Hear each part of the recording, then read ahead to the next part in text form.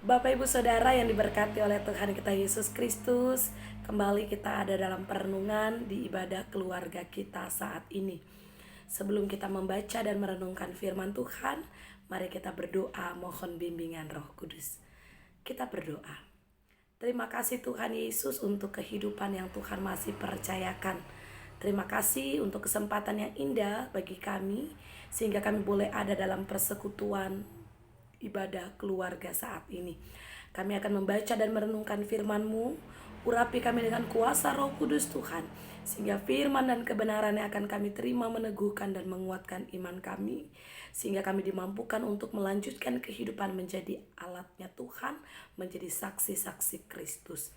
Berfirmanlah ya Tuhan, kami anak-anak-Mu siap mendengar. Dalam nama Tuhan Yesus kami berdoa. Amin.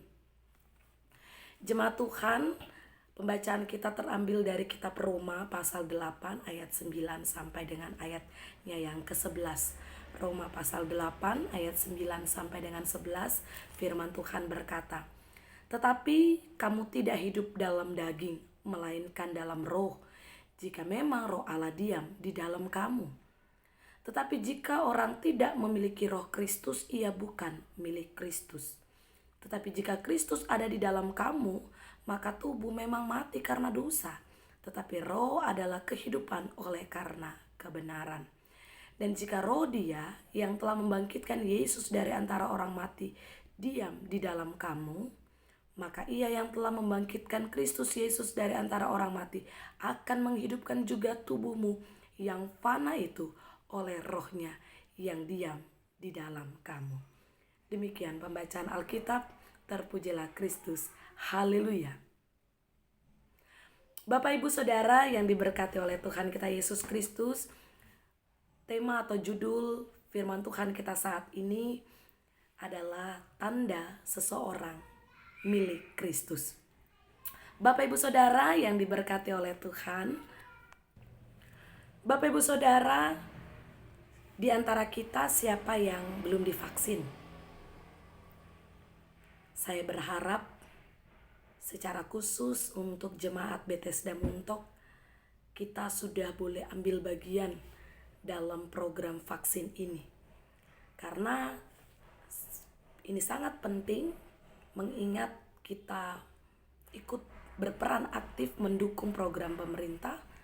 Tidak hanya itu, tentu juga untuk diri kita pribadi, untuk kesehatan kita di tengah pandemi saat ini.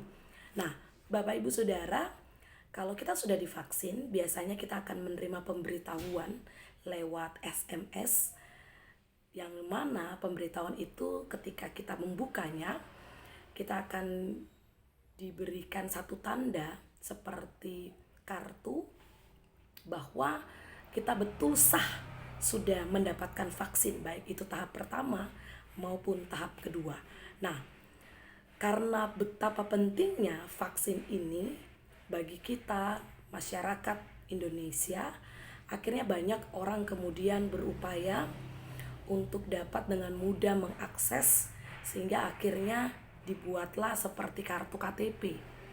Karena kalau kita tahu bersama, sekarang kalau kita mau melakukan perjalanan, kita harus menunjukkan tanda atau kartu yang sah kalau kita ini sudah menerima vaksin, baik itu tahap pertama maupun tahap kedua. Nah, kartu tanda vaksin ini menjadi kekuatan kita, Bapak Ibu, menjadi kekuatan kita untuk kita dapat bergerak melakukan setiap aktivitas kita. Nah, berbicara juga soal tanda dalam kehidupan beriman kita, menjadi pertanyaan adalah apa tanda kalau kita ini sudah menjadi miliknya Kristus. Nah, bersama lewat kebenaran firman Tuhan saat ini kita akan menemukan jawaban tanda apa yang membuat kita dikatakan milik Kristus. Bapak Ibu Saudara yang diberkati oleh Tuhan Yesus, setiap orang percaya harus sadar benar bahwa dirinya itu adalah milik Kristus, bukan milik dirinya sendiri. Nah, oleh karena itu, kalau kita sadar bahwa kehidupan kita ini milik Kristus, artinya tujuan kehidupan kita harusnya menyenangkan hati Allah.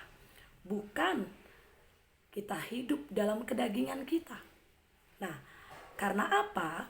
Karena kehidupan kita telah diperbaharui, telah ditebus, telah diselamatkan di dalam Dia yang telah mati dan bangkit.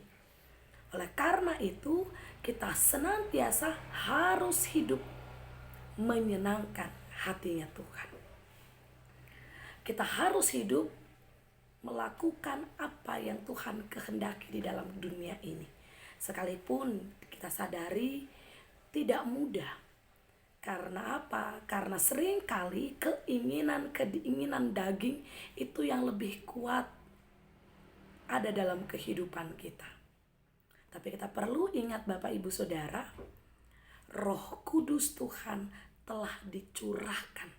Itulah yang akan menuntun dan menguatkan kita untuk tidak terjatuh, tidak terjebak pada keinginan daging.